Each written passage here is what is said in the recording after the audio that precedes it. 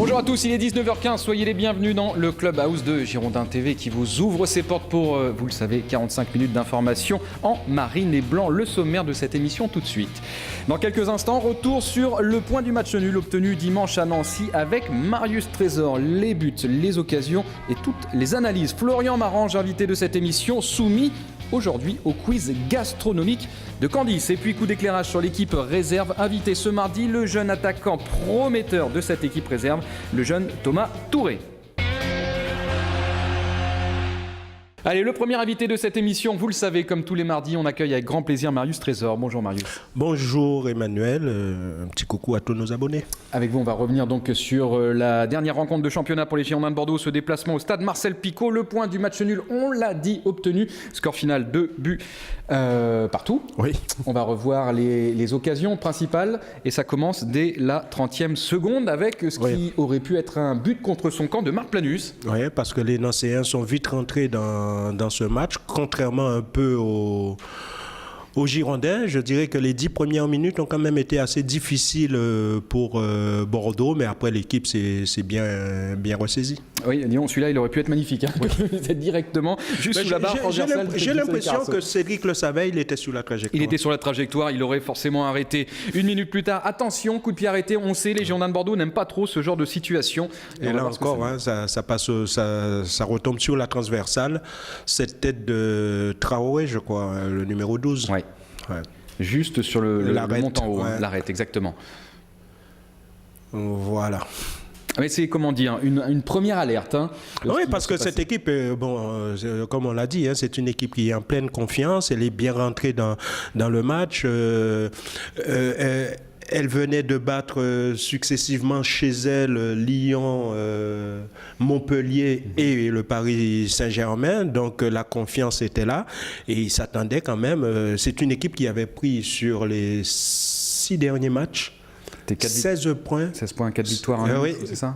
5 victoires. 5 victoires. Et un match nul.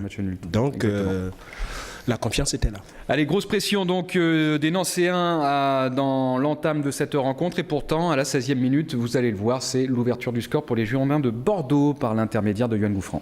Ouais, il y a eu deux déviations. La première, c'est Yaroslav Plazil au premier poteau qui dévie pour Lamine Sané qui lui prolonge. Il loupe un peu sa tête, mais finalement, c'est une passe pour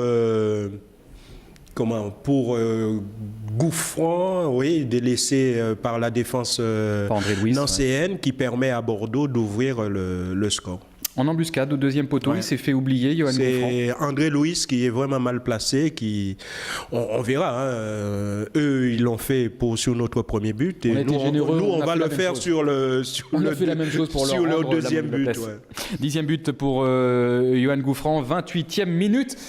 C'est une occasion pour les Girondins de Bordeaux par l'intermédiaire de leur milieu défensif, Landry Nguemo. Le jeu côté gauche, Benoît Trémoulinas. Oui, mais là encore, on sent que c'est dommage, c'est pas la bonne décision qui est prise par Landry Nguemo, parce que je pense que venir comme ça et mettre la tête là, c'est mieux que d'aller chercher le ballon avec le pied. Et on verra aussi sur l'égalisation nancéenne, Benoît Trémoulinas qui fait la même erreur en voulant aller avec le pied au lieu d'attaquer le ballon avec la tête. Je pense qu'on va beaucoup plus haut en voulant jouer un ballon à la tête qu'avec le pied. À part Bruce Lee peut-être. Mais je dis à part Bruce Lee peut-être. Oui, c'est autre chose. Voilà, mais c'est autre chose. En revanche, si ce but avait été marqué, il aurait été refusé parce que pied. Ah bon jeu dangereux. Jeu dangereux. Ben voilà.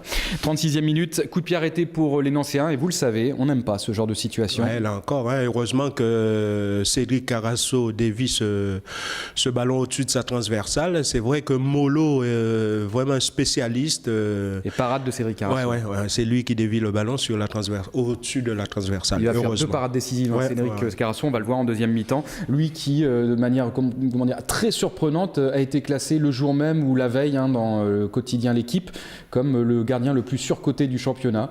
C'est un sondage fait auprès des joueurs de Ligue 1. Vous n'avez pas vu ce sondage, Marius? Non, j'ai pas vu ce sondage. Bon, voilà, il apparaît numéro 1 des gardiens les plus surcotés. C'est très très surprenant. Heureusement que c'est pas lui qui était dans les buts de Lyon lors de la finale. Non, exactement.